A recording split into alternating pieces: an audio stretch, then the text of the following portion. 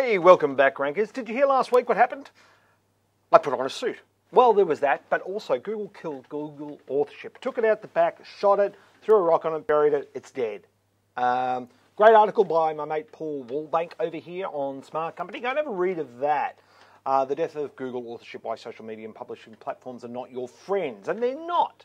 You invest all this time and effort into these things, and then they change the rules, right? It's like another mate said of mine, Trevor Young, doesn't know anything about football, right? Knows nothing about AFL football. However, he does know a thing or two about content marketing. One of the things that he said was that, you're not going to go and renovate a rented house, are you? So don't go and invest all your time and effort and resources into other people's platforms. Having said that, I was a big believer in Google Authorship, but I won't go and put blog posts exclusively on Google+, and I won't go and put blog posts exclusively on LinkedIn or Facebook or anything like that, because at the end of the day, that I'm contributing to their property, I'm contributing to their asset, not my own.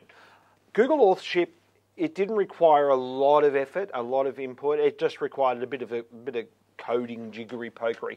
And I was a big believer in it because it made a lot of sense to me.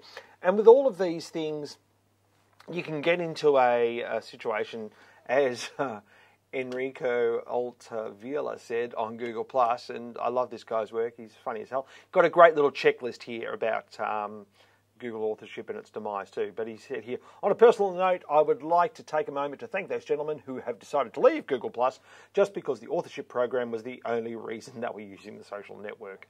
Your intelligent contribution to the enrichment of other people's social experience will be missed. In sarcasm, he hasn't put that there, but that's definitely what it is. But that's what happens when you start getting into these things like Google Authorship, and you try to do it just for ranking. It's the wrong-headed approach. We did it because it made a lot of sense for us. For me, it was always a case of, I think Google Authorship probably is going to replace that whole PageRank thing, because PageRank can be gained, but authorship can't be gained. A couple of the reasons that Google said that they're disbanding Google Authorship, though, was they couldn't get take-up, couldn't get enough take-up on it. In fact, a lot of individuals, they were implementing authorship for themselves. People like Darren Rouse, Pro Blogger, people who are very influential, have a lot of followers on the webs. They were giving them authorship because they wanted to see it get taken up. And to me, it made a lot of sense, but then they ran into problems with anonymity, that people couldn't be anonymous on Google+. They inadvertently outed a few people for being gay on Google+. There's a whole raft of stories there. And so they said, okay, you can be anonymous now. And then there was the thing about plagiarism, that Google+ and Google Authorship specifically was a great way to combat plagiarism in the search engine results page. Google now has this other tool that you can use, the scraper report. So if someone's nicking your content and pinching it, you can say, hey, these people are scraping my content. Don't have any hard data here, how quickly that actually gets acted upon. It's like any of the other tools. I would say probably months from Google. Thank you very much. But there's another thing that's happening here. Getting back to Enrico's post, it could be that the reason that Google killed Google Authorship, it's just wanted to see who was using it, which individuals were using Google+, purely because of authorship. Because if you have a look over here on your About page, you've still got contributes too. You've still got all these things here, but all these links now, rel equals me and no follow. Dun, dun, dun. Conspiracy theory.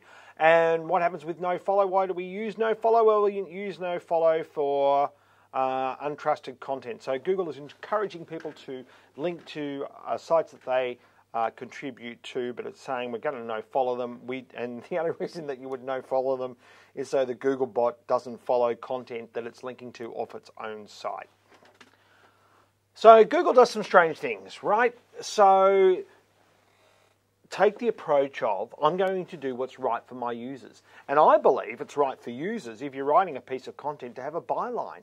And I don't just mean marketing content. I mean article writing. I mean becoming, as my friend Trevor Young says, Laurel Papworth said this one. Thank you, Laurel, for this. This was a great little, she came out with this during the week. Where is it? Here it is. There's Trevor. This is the bloke that knows nothing about AFL. And Laurel said, here it is. Laurel said, Be the magazine, not the ad. Great. And that's it perfectly. So forget it. Don't worry.